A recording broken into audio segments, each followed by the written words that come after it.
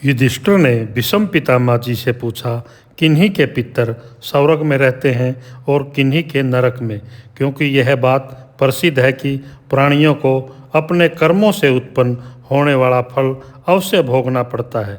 फल चाहने वाला पुरुष सदा पिता, पितामह और परपितामह को लक्ष्य करके श्राद्ध करते हैं।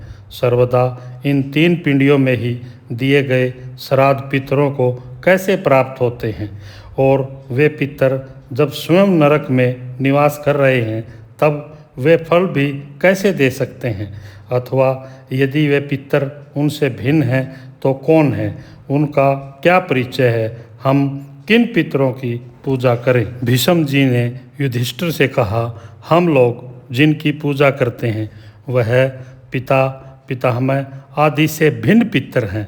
इस विषय में मेरे परलोकवासी पिता ने भी गाथा गाई है। श्राद्ध के समय जब मैं अपने पिता को पिंड देने लगा तब उनका हाथ भूमि को फाड़कर निकल आया और वे उस हाथ में ही मुझसे पिंड मांगने लगे। उनका बाजूबंद आदि हाथ के आभूषणों से विभूषित और लाल लाल उंगलियों वाला वह हाथ वैसा ही था जैसे मैंने पहले जीवित अवस्था में देखा था। उस समय मैंने विचारा कि कल्पसूत्रों में तो मैंने ऐसी विधि कहीं नहीं देखी है। यह विचार कर मैंने बिना कुछ परवाह किए ही पिंड को कुशाओं पर ही रख दिया। उस समय मेरे द्वारा संतुष्ट किए गए पिता परम प्रसन्न हुए और मधुर वाणी में मुझसे कहने लगे, पुत्र तू धर्म यज्ञ और विद्वान है। तुझ सरीखा सुपुत्र होने से मुझे पुत्रवान होने का फल मिल गया है। मैं इस लोक और परलोक दोनों में कृतार्थ हो गया।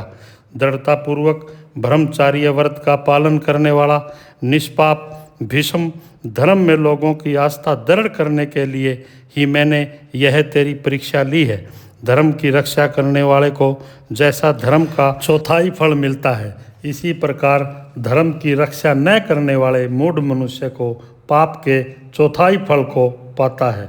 धर्म विषय आचार में राजा जिस बात को प्रमाणिक बता देता है, प्रजा उस प्रमाणभूत राजा के आचरण का अनुकरण करती है। तूने सनातन वैदिक धर्म को ही प्रमाण माना है, इसलिए मैं तुझ पर बहुत ही प्रसन्न हुआ हूँ। अब इस प्रसन्नता के कारण मैं तुम्हें श्रेष्ठ वर देना चाहता हूँ। तू तीनों लोकों में दुर्लभ वर को ग्रहण कर। तू जब तक जीवित रहना चाहेगा तब तक तुझ पर मृत्यु का प्रभाव न होगा।